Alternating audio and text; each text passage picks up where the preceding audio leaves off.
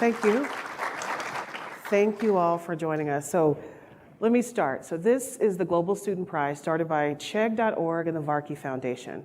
And what it does is recognize one student around the globe who's just making an impact. And today we have two of our winners as well as our top finalists here. And with this prize, they win $100,000 that they could use to further their projects, their education, and just continue to impact the world. So this year, we're open, applications are open for 2023. And last year we had 7,000 applicants. And each year we have 50 finalists, so 100 change makers around the world who are doing things for their communities and to make a difference. So that's what we have here today, and we will get started. I'll start introducing everyone. So here we have Jeremiah Thoronka, who's our first winner of the Global Student Prize in 2021. And you can go ahead and give it up for him because he's amazing. And so at 22 years old, he's 22 now, but at 17, he invented a device that used kinetic energy to create electricity. And with that, he powered his community by providing light. And so with his devices, he's been able to provide free electricity to 150 households, comprising 1,500 citizens, as well as 15 schools where 9,000 students attend in Sierra Leone. And so that is Jeremiah. And thank you again. He deserves 2 rounds of applause. Now let me introduce to you the 2022 winner, Igor Klymenko. He is 17 years old, and last September he got to be awarded the prize in New York at the Global Clinton Initiative. Igor grew up in Kiev, Ukraine, and moved to the countryside during the Russian invasion in February 2022 and finished up high school. And so as he was sheltering in place with his family, he created a mine-detecting drone that he's been working on for 8 years and being able to bring it to fruition. And so he's received 2 patents for his work, and these it detects anti-personnel and anti-vehicle landmines and provides coordinate within centimeters to know where these landmines are. And so let's welcome Igor. And Shreya Ramachandran, last but not least, one of our finalists from our first year, and she is the founder of the Gray Water Project, promoting the safe reuse of gray water and water conservation. So you think of gray water, it's like the water that you use when you shower, and she, seeing just firsthand the devastating effects of droughts in California, as well as her grandparents' home in India, became fascinated with gray water. And now she takes upon educating people with her nonprofit about water conservation. She does outreach and advocacy. She conducts workshops, writes curricula, and tries to educate people on the use of gray water and its importance in water conservation. So thank you all. Let's give another round of applause for our panelists. And let's get into it. So let's start a little bit of just kind of how you got to where you are today. So Jeremiah, we'll start with you. Tell me a little bit about your background in Sierra Leone and how was that the impetus for you creating your invention in your country to bring electricity to your community? Hello, everyone. So I was born in Sierra Leone during the period when Sierra Leone was still experiencing its 11-year civil war. And being born in that particular setting, the outcome of wars is always very much devastating and disastrous. So as a child growing up in that setting, it was very much challenging. However, during that same period, that is when Sierra Leone also started experiencing what climate change really felt like. So war is happening, people are running everywhere for their lives. But then within that same period, flooding was happening. And then that is also the time when people started going into the forest, to see what they can take, to light up their homes, You have some people also using candles. So within that same period also, there was a particular point in time wherein, I don't know if any of you guys may have seen houses that are just endless, they are all interconnected. So you have some handful of kids who were studying and, they passed off, the candle fell down, everybody lost their lives. And you also had lots and lots of cases of wherein people who suffer from photochemical smokes by inhaling the smoke, right, that comes from like burning the charcoal or burning like the woods. So you had social issues, you had environmental issues, you had health issues, you had a range of other issues, that was happening within that same period in time. And then that was when I finished like my high school, and luckily I got admitted to like one of the best high schools in the country. So I was moving from that particular setting where in the rural areas, most of the time development is mostly focused in the urban areas. So when the war was, coming out to an end, the government, like the effort of the government was centered around like the urban areas because that is where the economic activities was happening. So I was moving from this rural setting every single day to the urban area, like in like the center of Freetown, to go to school.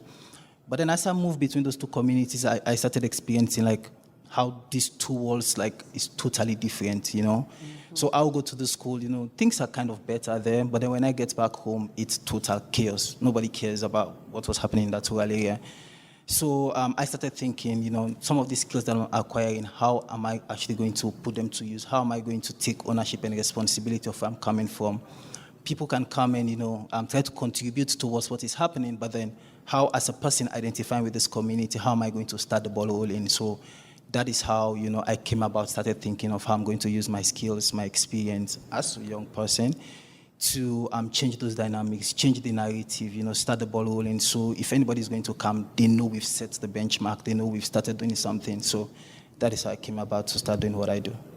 It's wonderful. I love how you took your background, you grew up, saw the issue, the problem, you go to school and you connect it back and forth to be a leader in your community. And speaking of leaders, I want to go to you, Shreya. So at a young age, you see this issue when it comes to gray water, and this missed opportunity, right? Why did you decide to kind of lead on this issue, especially on a young age, and be an advocate? Yeah, I think I'd like to start by really emphasizing the fact that anyone can be a change maker. It's the issues that we face in the world around us, whether it be climate change or anything else, they might seem like they're too big for any one person to make a difference, but in reality, the solutions to the biggest challenges start small. So that is sort of how I began as well. It was through small actions that I built up over time. So as you were introducing me, my impetus to get started was I witnessed droughts and water scarcity firsthand in two very different communities, in California, but also in India. And I saw striking parallels between those two communities. I saw how people had to truck water in for even basic needs like drinking and bathing. You had to wake up in the morning and the first thought on your mind was, where am I going to get my daily supply of water? And this is something that has affected my family and continues to affect my family in India. If, like, many times you have to just get a bucket and stand in line in the street to collect water from a water tanker. And it was after talking to people, hearing their stories, and also experiencing this firsthand that I knew that I really wanted to make a difference. I really wanted to do something about this problem. So I started small in my own home. How can I do water conservation? What can I do to make a difference? And then I learned about gray water and how useful gray water can be. But I didn't start out with advocacy. I actually started out by doing several years worth of research to make sure that gray water reuse is safe and effective. What are the methods through which we can do gray water reuse, especially using gray water for irrigation? And it was only after talking to people about the solutions that I'd been developing and realizing that there was just a lack of people's understanding. Like, most people just didn't know how big of a challenge water scarcity is. They didn't know what gray water was. So that's when I started my nonprofit to just promote the safer use of gray water and water conservation. Thank you. And I want to just pull this out, especially for the young people in the audience, that nugget that anybody can be a change maker, right? An issue may seem big, but you can do something. So if there's something on your heart right now that you're thinking about, you might want to pursue that. So I'll leave that with you, but also want to let you know if along the way, I want this to be interactive. So if you have questions, raise your hand, I'll call on you, and you could ask the question to the students. All right, Igor, so at 17, in the middle of the war, why were you so determined to complete your invention to create this drone to detect landmines? So I would begin from the beginning. The war started in Ukraine in 2014 when Russia first time attacked Crimea and eastern border of my country. At that time, I was just 10 years old, and I saw that from TV. I heard about that from my parents. And I started thinking, how can I help my people who are defending Ukraine? I couldn't go to the battlefield, but at that age, I thought that I can come up with some ideas and create some devices that are gonna help my people, and after that, maybe help people around the world. And since that time, I started thinking about different ideas for demanding territories. And in 2020, I came up with the idea to use drones for that. So, and after 2 years, in 2022, after a full-scale invasion, with my family, we moved to the countryside, sheltering in the basement. I started reading more and more about the landmines, about the victim of landmines. Also, as I told about my device before in Ukraine, a lot of people called me, people from the military, people whose relatives are in the military. They were asking, Igor, can you give this device to my family, to my dad, because he's fighting on battlefield? And after that, I realized that I shouldn't stop. I should go ahead and continue working on the device to implement it faster, to save more human lives. Because these days in Ukraine, we can find more than 3 million of landmines. And for me, it's even hard to imagine how many victims suffered from this issue. So that is why I'm so determined to develop this device and provide my people in Ukraine as it provide people around the world, because like more than 60 countries are suffering as well from the landmines. Wow, so that is a big issue that you've highlighted, or people maybe not think about. And I know you developed, your invention during a very difficult time. So I want to pose that to you all. You could just chime in, like, what are some difficulties or challenges that you had to overcome to do your inventions, to do the work that you do? So who wants to go first? I'll call on you, Jeremiah. I think the biggest challenge that I faced was the fact that I was seen like this regular boy in my community, The first time I had a conversation with someone, it's not doable, And I think that is a lot of, experience that young people also face when, people spend so much time brainstorming ideas, working on developing solutions. At times the solution works, then you go meet those people who actually have the policies, because there are some solutions you just need to go by the books, right? You may not have the resources. You may need some level of expertise that you may not have, and then they tell you it's not doable, and then you have this mental health coming down on you. You feel like you've wasted your time. So a lot of time it happened. But then for me, within those period, I had a single mother who was very much supportive. So she was like, oh, they said you can't do this on a large scale. You can't do this on somebody's house.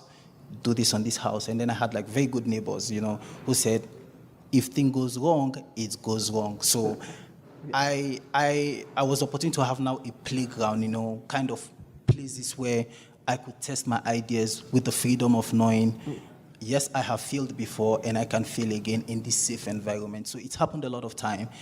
It was a challenge, but then even though it was a major challenge, it also became like a very solid, opportunity wherein instead of me seeing them as a challenge, I saw them as an opportunity on how, I can actually show what I can do, not prove a point, but then show what I can do. So, yeah. Overcoming failure, having support, like that seemed like it was key. Yeah. All right, Shreya, you want to chime in? I think I had a lot of similar experiences where people are not always willing to listen to young people when they have these ideas. A lot of times I ran across just barriers because people were like, oh, you're way too young to be working on this issue. Like, maybe come back when you're older. And I had to be like, no, this is something I care about. This is something I can make a difference in. I'm going to get started now. And especially because I started with research, I struggled a lot to get access to resources to actually do my work. So I started in my own home. I started in my backyard. And eventually I was able to get access to like community labs and other resources that allowed me to take my work to the next level. But I had to be really determined because at the start, it felt like there weren't any resources available to me, or at least not any resources that were really easily accessible that I knew about. So I had to overcome the challenge of people saying like, oh no, you're too young to do this, or you don't have the qualifications to do this, and just get started and move forward with my ideas. Igor, do you want to talk about challenges, going deeper or different? Yeah, I think the biggest challenge that I faced it was the war, because after the invasion, we moved to the countryside with my family, and my supervisor, he went to the military, and even after that, he was trying to contact with me. We were calling each other to figure out new ideas, how we can improve this device. And also, because I was moving with my family to the countryside, sheltering in basement, I was trying to improve this device at that place. I was working in my father's shop by myself, trying to improve this drone, his engineering part, making a code, sheltering the basement. So it was the biggest problem that I faced with, because it was hard to contact with other people, with other scientists, with my supervisor, with people who can support this project, and somehow even military who can give ideas what they want to see in this device. So it was the biggest challenge that I faced. But after probably first 3 weeks, I realized that I shouldn't stop. I should just push it and go ahead, try to find out new contacts, try to find out new people. And the biggest lesson that I learned from it is that to develop something, we shouldn't be scared of asking support. We shouldn't be scared of sharing your ideas with other scientists, with the military, with government, with everybody. And we will find some people who are going to support us, with whom we can develop faster and make some revolutionary things. Yeah. Well, Igor, you touched on my next question was about getting support. So I'll ask you all, who inspires you? Like, you know, even just now, or even inspired you to go on past these challenges. So, Shreya, you want to jump in there? Yeah, I think I'm most inspired by my family and the knowledge that the solutions that I'm developing and the work that I'm doing really does have an impact on the world. I think that I'm most happy when someone comes back after they've attended a workshop of mine or something like that, and they come and tell me that like I'm implementing gray water reuse in my house, or a conversation with you changed the way I think about water. So I'm really proud that the work that I'm doing actually does have tangible impact in the world. So it's the scale of the challenge and the knowledge about how urgent and necessary solutions are for these challenges, and the knowledge that like I'm actually doing something that can really make an impact. Like those two things put together is what keeps me going, and that's what inspires me all the time. Thank you. Jeremiah, you want to jump? Yeah, I think my biggest inspiration was my mother, sweet one.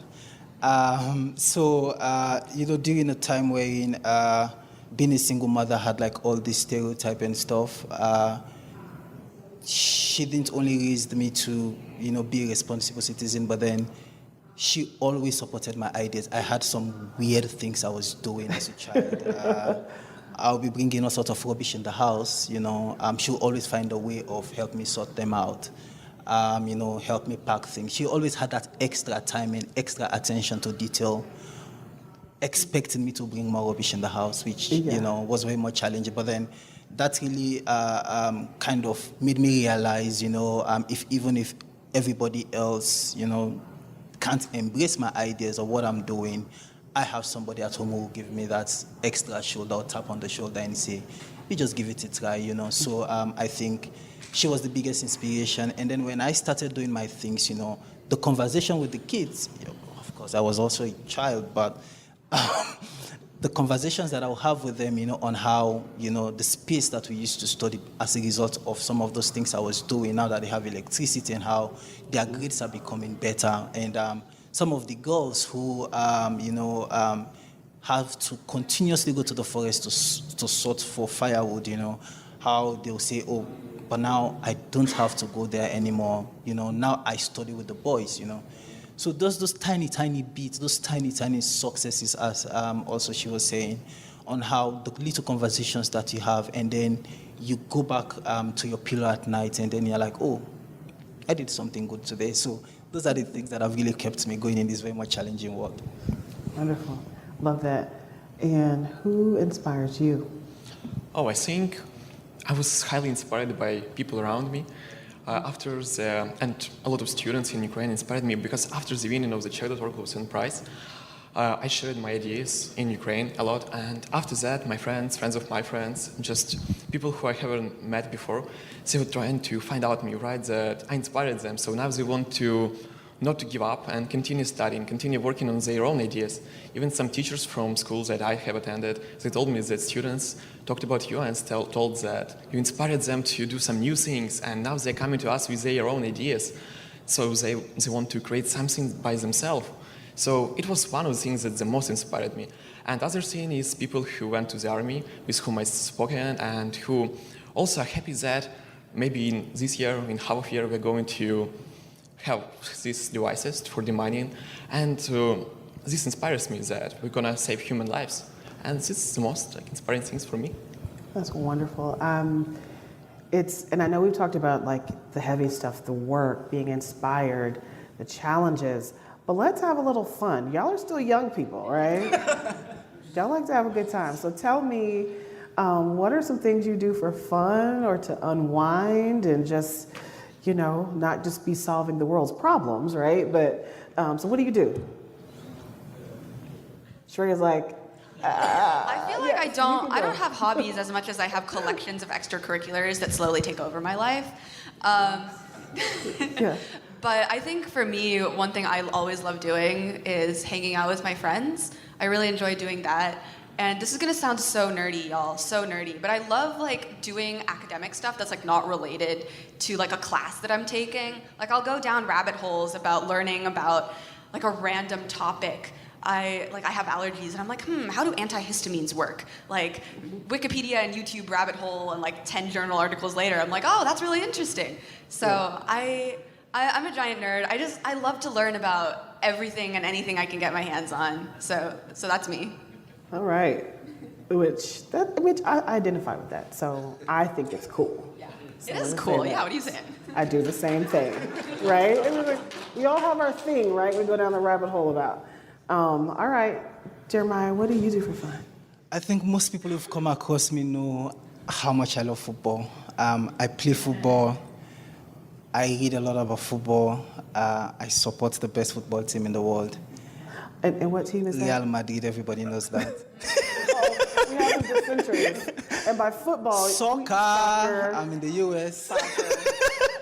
Yeah, so I do a lot of sport. I play sport, and it has also really helped me because there are times a lot of things you have in your chest, and a lot of time you just want to disconnect a bit, just re-energize yourself to face the challenges. So I'm all in for sports, sprinting, playing football, I play squash, I play some level of cricket. So I just go out there and see how much I can engage with friends, view things from different angles and just have fun at times, yeah. This is very, very British, from football to squash to cricket. And we're like, what? What is that? But Igor, tell us what you like to do for fun and to unwind. So I think between some collecting research and working with drone, I'm usually playing music.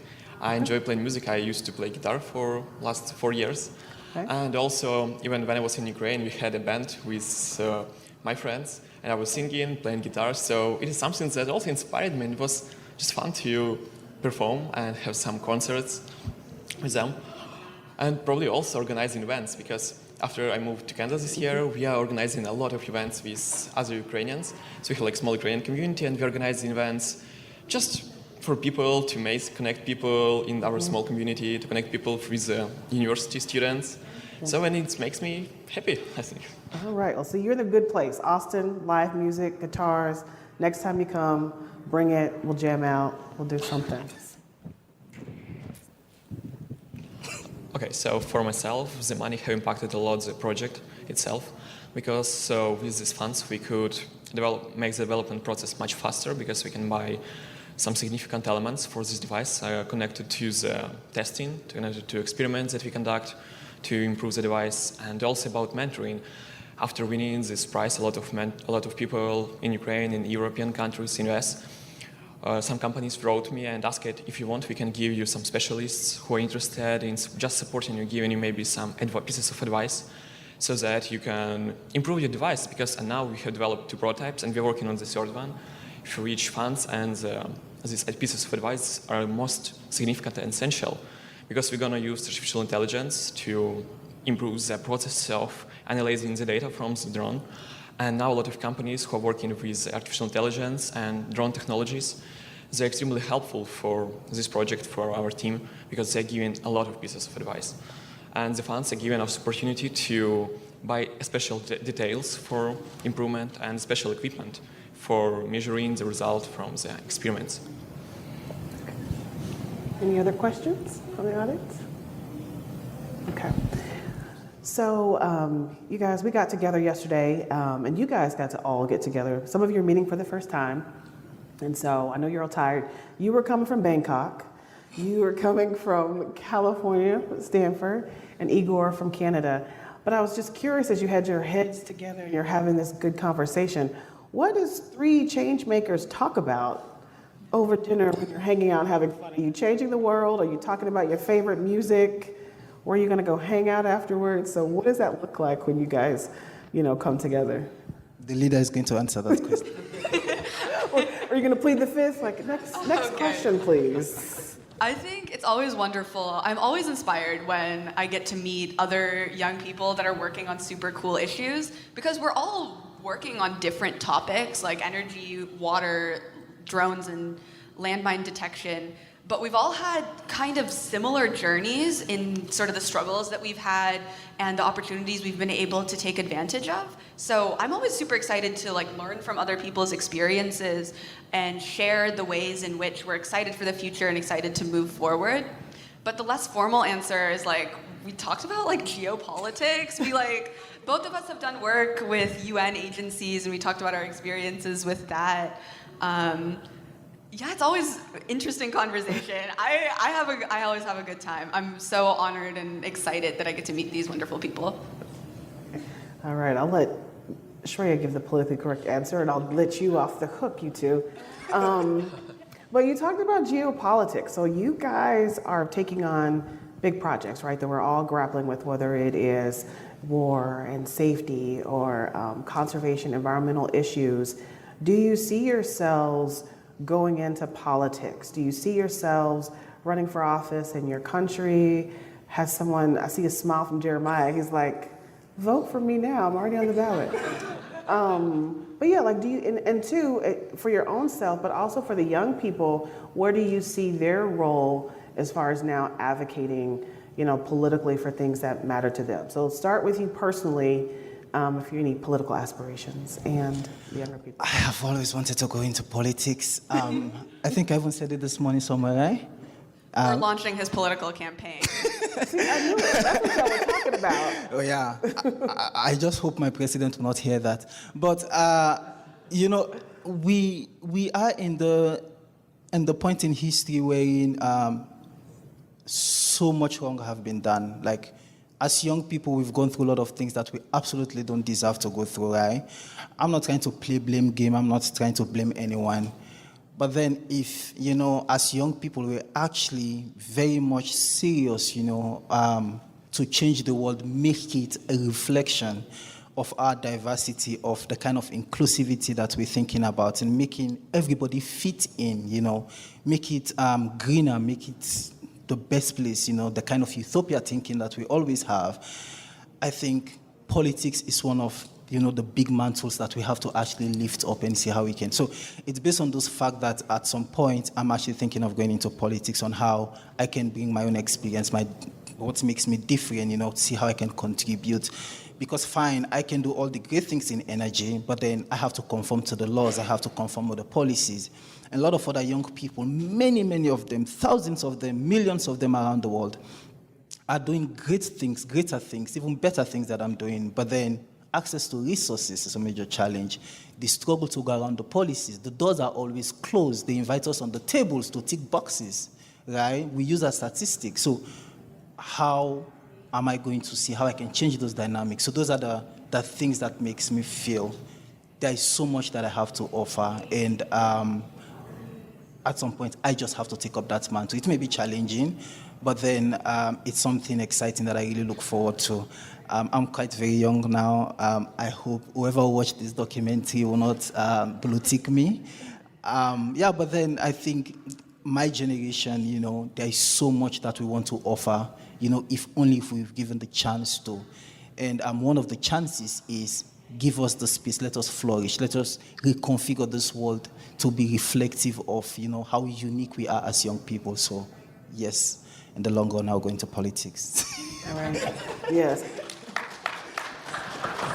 You'll have to give us your social media so when your campaign launches with your campaign manager here, we'll be prepared. So anyone else want to go into politics? And if you don't, I want you to, touch on the role that you feel like young people can play. Oh, she's on the right. Okay. I think I see my future as developing solutions and doing research and developing solutions at the intersection of climate and health.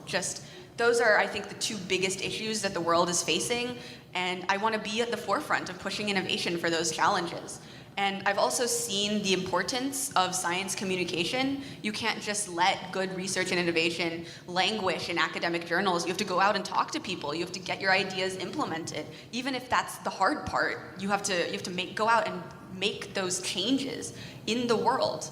And I really also would like to use my voice to advocate for other young people and empower other young people to take action as well. Because we are the ones that are going to be living with the climate crisis and the impacts of the climate crisis in the next 10, 20, 30 years. So if we don't take action, if we don't raise our voices to make a better future, then no one is going to do it for us. We can partner with institutions, but we have to constantly be fighting for and pushing for that change that we want to see, and we can't let up. So I want to continue driving that change and be a part of that movement. Wonderful. Go. Igor, what about you? So I think I see myself in future as a scientist entrepreneur. So I have first seen that I want to finish implementing this device for detecting the landmines. And the next idea is to create a device for removing the landmines. So that using these two devices, we can absolutely optimize the process of demining territories, after which we can just avoid using humans at all for demining territories and save even more few human lives. So it is first idea, and the second part that I think I see myself in future as a community leader, because now I also simultaneously I want to share the idea with the world that you can do science at any age. It's not necessary to for becoming a scientist to finish degree, to finish high school. You can just observe, analyze the world around you, and you can become a scientist. You can just learn statistics. You can take some statistics, learn them, analyze, and you'll become a scientist. And you can do it at any age. And it's the main thing that I also want to share with people to inspire young minds, the youngest mind, children, so that they can do something for the world. They can start from small ideas. After that, they can improve them, and at any age, they can do unimaginable things. So that's also ideas that I want to share with the world and become community leaders to show these ideas to the world. Yeah, so at any age, it can make an impact. Yes. I love that. I think also I can add a little bit to that answer. So for me, higher education is opportunity to earn that knowledge essential for project development for myself. So I started attending 2 universities at the same time for my first year, because at one of them I learned computer science, at second engineering, and both of these fields can highly impact development of my project. And the other thing that why higher education, why university, there is a big community of people, open-minded people who are interested in working in different research projects.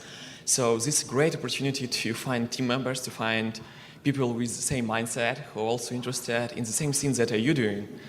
So now also after starting my first year, I found a lot of people who I want to support, who want to do with me all these interesting things connected to this research, and that's a great opportunity, I think. So I am from a continent wherein most of the time, conversations are not around what you bring to the table. Basically, people try to deep what qualifications you have behind you, right? So that is just a kind of setting the space for why I did further graduate studies. If I had my way, I would not have done like further studies by any chance or any means. But then, for me, even though higher education has been very much interesting, I did my postgrad studies in the UK. But then at some point I felt like, holy something, crap. Like, this is not what I actually want, you know. It's a great institution, you know, rankings, they're doing amazingly well, but the content is not a reflection of where I'm coming from, you know. I'm coming from a country where policies are just nonsense, are just papers, nobody cares about policies anymore, right? We have trust issues, we have so much socio-cultural issues that, you know, people are faced with where no matter how great the technology is, nobody will want to use it, you know, people are still attached to whatever that they are attached to. So I think there's a lot of work that we need to do, even though we want it, but then most of the time, you know, those of us coming from the global south and coming to Western countries to be educated, the content, the environment is not as a reflection of who we are, and most of the time when we go back, we struggle a lot to contextualize the solutions, you know. It is great to study in good institution, I'm not telling anybody not to do so, but then for me, I really struggle because I learn more, you know, in my environment compared to how much I absorb in the classroom. So if I don't have that environment with the chaos, you know, with, you know, me observing how people interact, me observing how, you know, corruption is killing the country, you know, of how energy systems are failing, no matter how great the content that you give me is, it's not for me. So I actually have to leave the UK and go to Bangkok. So early on, you were told I came for Bangkok. So I'm currently doing a PhD study in Bangkok. It's chaos. Total chaos, all right? But then I love it because it's just the kind of perfect setting for me to learn how, you know, a country is picking itself up, you know. I'm solving overpopulation issues, urbanization issues, corruption issues, you know, politics issues, gender inequality. There's so much happening. So whenever I leave the classroom and I'm walking home, I'm very much excited, looking for the next thing that I'll learn, you know. So I think if, you know, higher education institutions, regardless of where they find themselves in the world, you know, I'm not saying people have to, like, create a chaotic environment, but then how are they going to make sure, like, the research papers that elaborate on those chaos, you know, are brought into the classroom and again make higher education more experiential, you know. At times the papers are too much to read, you know, and no matter how much papers you read, if at times you've not had the experience, you know, you just have the theories. So if some of those contents can be brought into the classroom to kind of cater for the diversity, the unique diversity that most institutions have, I think we'll have an education system that people will be work ready. The moment they leave the classroom, they are perfectly ready for that chaos to solve them. But then for now, I still have a lot of questions about that. I guess to summarize, the answer is find the environment that inspires you and run towards that environment. I think a fist bump there. But I think it's interesting you talk about, and it's probably for educators too, that creating an experiential experience where students get to practice. It's not just classroom, you get to apply. And I see that with your work. It's like the things that you've probably learned in the classroom, your natural interests, you have taken the action to do, to create, right? At a very young age. And so you have an experience where, I know Igor, you're in school in Canada, Shreya, you're in California, and Jeremiah, we now know UK and Bangkok for school. So UK, right? For school. What do you see as some of the major issues facing students today? Like, what are the things that, whether it's mental health, is it food scarcity, is it just finding yourself or your identity, is it relationships? What do you see that young people like yourselves are like facing in college? You know, when I went to the UK, I went during the COVID period. You said when you were in the UK, you what? I went during the COVID period. My flight was cancelled. My laptop got broken. And I went to the UK. I was kept in my room for like 10 days, quarantine, right? And for a moment, I was asking myself, I was like, I can do anything in this room. You know, I can jump out, I can hang myself. Nobody absolutely cares, right? So I think, and again, the professor yesterday did a very wonderful presentation about the relationships, right? At some point, I felt like most education institutions just don't care anymore about the relationship. They want to publish more papers. They want to go up the rankings.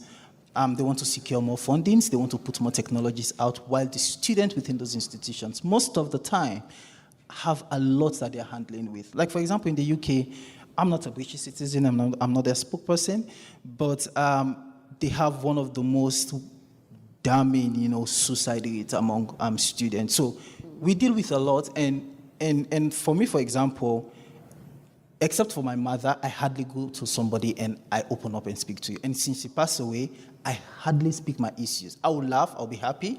You will see me outwardly being very happy, enthusiastic, but then I'm dealing with a lot inside, right? But then at times when we go to school, it's a kind of, distraction. We want schools to be fun. When I went to school in Kigali, it was absolutely fun.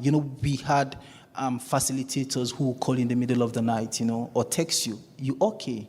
Mentally, are you fine? Physically, what is happening? Do you want to talk to me in the morning? At some point, you just want to go to school. You just don't want to leave school anymore, right? But then some institutions, actually, they have all these, how do they call them? These therapies, I don't know how they call them. They also have those that counselors and all of that. Yeah. I'm from a setting where trust is everything. I just can't walk to you because you're a professional and I start telling my things, We need a relationship before I can easily walk up to you. So students are going through a lot, but then the current infrastructure is not actually catering, apart from us excelling in academics. They're putting us under so much pressure to excel in academics. Some of us, we do. Some people don't, not because they are not smart, but just because, they never had food on their table, and now you're giving them exams to take, right? They had issues that they dealt with the previous night, and then you're telling them, of all the 8, 10, 11, or 3 years that they've studied for, you're going to evaluate how smart they are by just one exams, right? Why can't you evaluate me over the 3 years period? I may fail the exams, but then I may be the best student in the school. So if you're going to evaluate me just one day on how I've excelled over time, it's not adding up anymore. Education should be more than just having the good grades. And then at times they tell us it's not about the good grades, but then they keep it on the good grades. You can't go to Harvard without the good grades. Good grade. Mm-hmm. So they tell us, don't focus on the grades, I've gone to schools that they tell us, don't focus on the grades. Just learn. Just learn. But then you don't evaluate how much I've learned if I don't have those good grades in that just one exam. So how are we going to make sure that we deconstruct the whole education system, making sure that we evaluate people over time than just a particular 1 hour exam or 2 hour exams? Mm-hmm. Yeah, I think that resonates with a lot of people, right? The grades, you're more than your grades, and know that C's get degrees. Yes, finish. Okay. That is my PSA. Thank you for adding me. Let me add that there. So you, Shreya, about just students. I know we're close to time, but Yes. we got a little bit, so let's. I'll make it short. I think that sort of flipping the question, why do students go to university in the first place? It's because we have goals. All of us, we're going to college because we want to achieve something, whether it's we want a certain job or we want a certain type of education or we want to learn about something. So what happens when we get there? A lot of us, we get lost along the way. We have these goals in mind, but we don't really know how to get there. The challenge is in navigating the system, finding the resources to pull in so that you can get where you want to go. And I think that process, making that process fit and making that process equitable and inclusive for all students is where one of the major challenges lies. That's real. I have a question. We got one at the mic, and so I'll get to you. Yeah. So, what motivates you all, or what do you think that educators or administrators can do to keep students engaged or to get them engaged when they get to college? Because I work at a university, and and I know you all are the top, and I've worked with the top 10, and I've worked with the bottom 10. And that middle tier, the bottom 10, they're the ones that we're trying to motivate and making sure that they have a job or they're marketable when they get out, or start some of their passions while they're in school, because we don't want to wait till their junior year. We want them to start their passion soon. I've had students who start businesses with their freshman year. The only problem with that is they wanted to quit when they became women. That's the problem. But seriously, no, that is serious. Just, how do you, what can we do to motivate you or to keep you guys engaged? I think I can maybe answer this question. So probably that we also were speaking today and yesterday. The biggest misconception in science that it is boring for a lot of people thinking that, oh, science, why should I do that? I would better do something other. But if you make a science as a joy, if we even teach children in schools that science is joy, because it's really interesting, it's really something where you can find yourself. That is really fascinating for people to learn and to make science.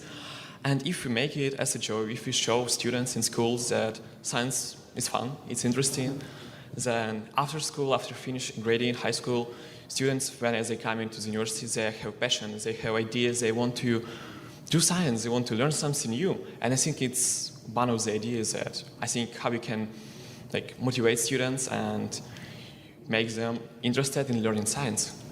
Yeah, exactly. It's making what we're learning in classrooms, make it relatable to people's everyday lives. Everyone comes in with different backgrounds, different lived experiences. How do we make what we're learning in the classroom relatable to what people already know, to their environments?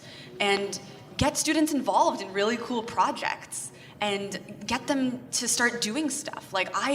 As Igor was saying, I love science because anyone can start something and discover something and generate new knowledge that didn't exist in the world before you did that research project or did that experiment. And then you can share that with people, and that's incredible. That process of discovery and innovation is just so incredible. But as other people were mentioning, students don't get to experience that until fairly late in their educational careers. So bring that earlier. Get students excited, spark that curiosity. I think they've done justice to your question. And any other questions? Okay.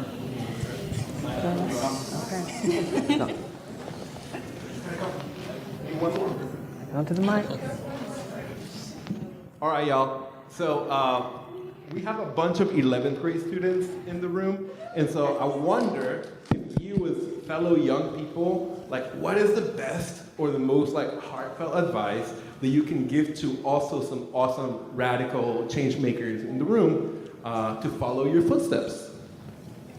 I love that question. I would love everybody to get that. Yeah. So let me tell you, most of the time, as a radical young change maker, you're always going to be the most tiny fish in that big, big pond. All the time, I'm going to tell you. So what you're going to do is this. Arm yourself with those other small fish that you find yourself. So for me, my biggest support systems are fellow young change makers that I know I can pick up the phone 2 a.m. in the morning.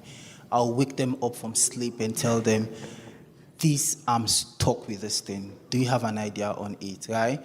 And there are times you go into rooms, they will embarrass you because many people don't want to listen to your ideas. But then when you have fellow people that think like you, that you can pick up the phone, that you can go to their houses and tell them, I'm struggling with this. What do you think? Collaborate, keep yourselves together. The more you keep yourself in that closed loop, the less chances the sharks in the room, or the sharks in the pond will have to swallow you. So I love that. Yes. I just got one thing. Your voices are important, and your ideas matter. So don't let anyone tell you otherwise, because the road is not easy. It's going to be hard, but y'all got this. I believe in you. And I think my advice would be just what I experienced on myself, to be not afraid of asking people. As I told before, also in my life, I asked a lot of people, a lot of scientists, military people, people in government. I was writing a lot of emails. I was trying to find their emails address just to ask what they think about this device, what advice they can give to me.